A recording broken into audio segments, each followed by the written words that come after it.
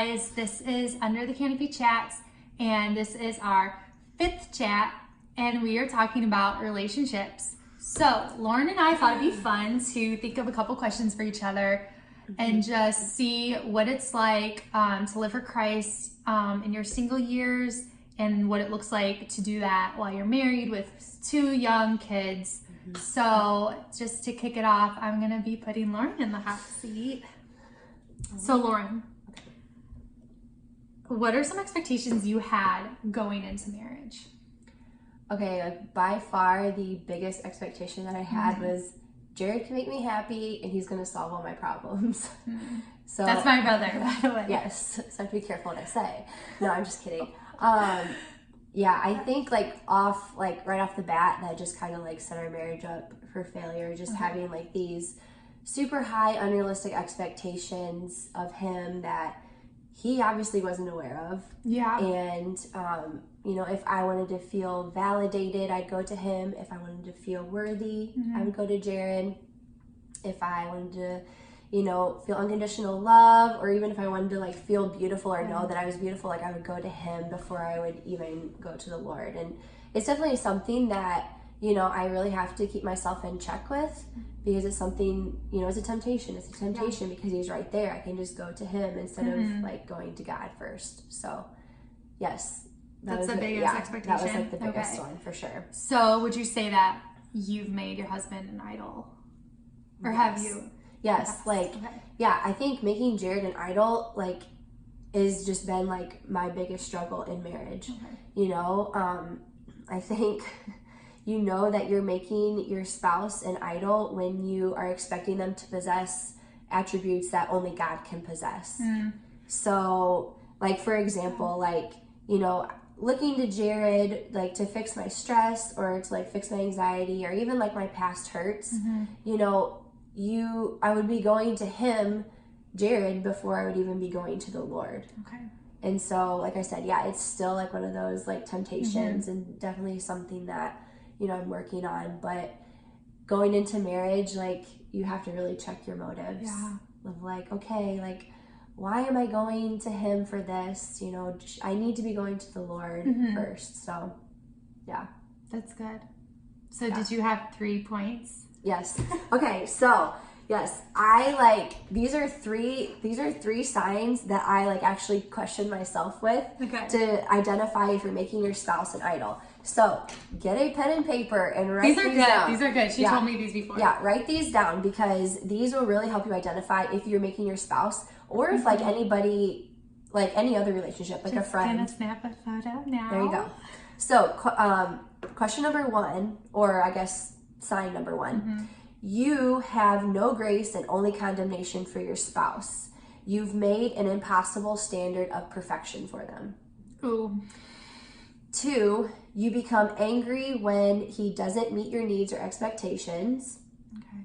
And then 3, you go to your husband first and before you go to God when you need wisdom, comfort, or love.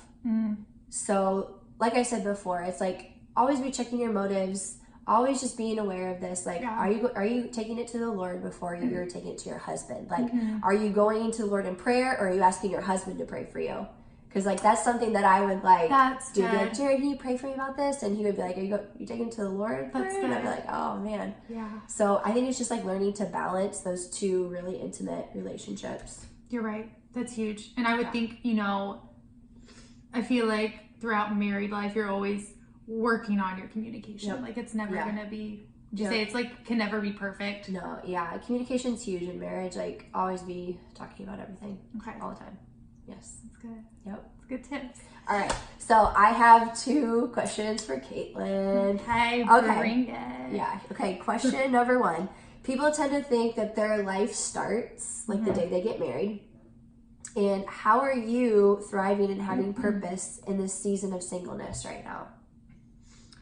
Okay. So, like, one of my pet peeves about weddings is when I see those like wooden signs that say, life begins now, or like, you are the one I waited my whole life for.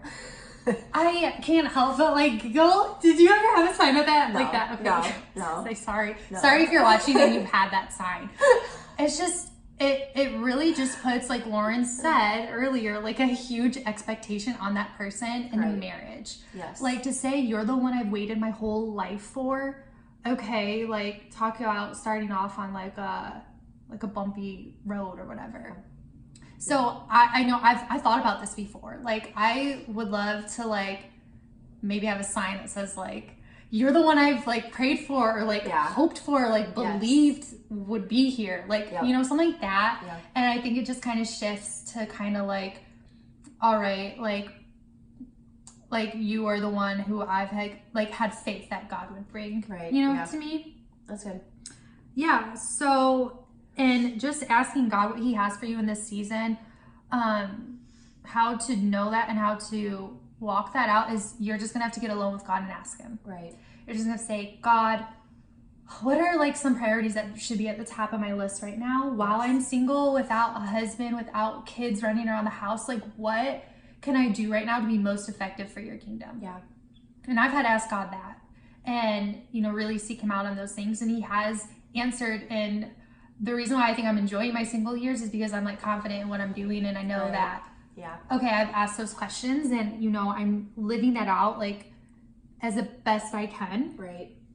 And, you know, when you're married, your priorities will change. Like, things that maybe Lauren loved to do during her single years, maybe she's not doing them like as frequently or at all right now. Like, there's a season for everything. There is a season for everything.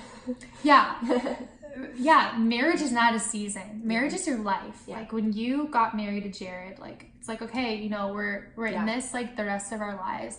But remember, like when you're single, it's only a season. It's only for a short time. And seasons are not supposed to be your whole lifetime. So may that encourage you that, you know, just have fun and like do what you want to do right now. I mean, with wisdom, right? Yes. Everything with wisdom. Yes. Yeah. Anything else? I think that's it. Okay. Question number 2. What tips or advice do you have for single girls on how to use your single season wisely and pursue the Lord with all of your heart? Okay, so that brings me to 1 Corinthians 7, verses 32 through 35 are the scripture a few months ago, and I screenshotted it, and I'm like, I need to remember this. Like, anytime I'm anxious for, like, the future or whatever, because it really puts it into perspective. So it says, I want you to be free from the concerns of this life. An unmarried man can spend his time doing the Lord's work and thinking how to please him. But a married man has to think about his earthly responsibilities and how to please his wife. His interests are divided. In the same way, a woman who is no longer married or who has never been married can be devoted to the Lord and holy in body and in spirit. Mm-hmm. But a married woman who has to think about her earthly responsibilities and how to please her husband. Mm-hmm. So I'm saying this for your benefit, not to place restrictions on you. I want you to do whatever will help you serve the Lord best with as few distractions as possible. So with that being said, I kind of already said it, you know, you have different priorities when you're single, when you're married. But right now, I would just encourage you, single ladies and single gents, if you're watching, males, to start like developing a vision for your future. Yes. I kind of write down like 6-month goals, maybe like year goals. And then I kind of like, I don't know, I really don't know if I've written down my life, like my whole life goals, but like you have an idea. Like when someone asks you, like, what are you passionate about? Like, what do you want to do with your life? Like things, trickle through and you know.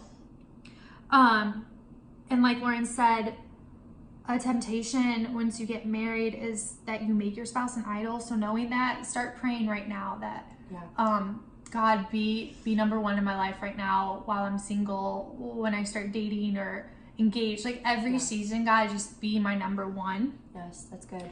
And a few years ago when I interned with A21, Christine Kane, she had the interns over for dinner and she called us like into the backyard and we just had a great discussion about life and everything. And my friend Liz was like, how do you balance your work life, your ministry life, and like your married life? How do you do that being as busy as she is, right?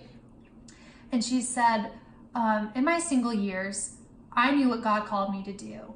And Nick, her husband, knew what he was called to do. So when they came together, she can be across the country doing her thing and he can be doing his thing in another, country. Yeah. And when they come together, they have a time where they really just encourage each other in the Lord and let each other know what they're doing, what's going on. And I think that they have such a strong marriage, even though you think of how busy they are, is because they really took advantage of their single years. Yeah. And she said this one thing that I'll never forget. She said, you as single ladies, run your race hard after God.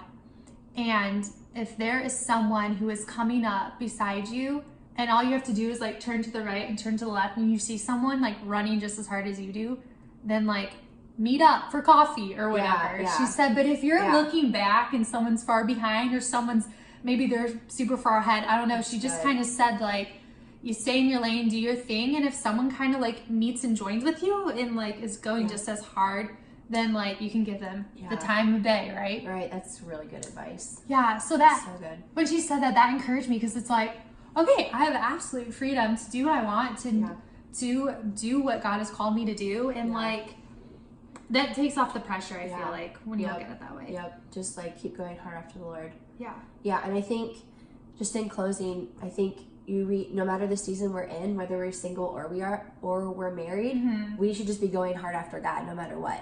If we can leave you with anything, go hard after the Lord, like follow him with all your heart, no matter the season that you're in. And we hope this encourages you guys, and we will see you next chat.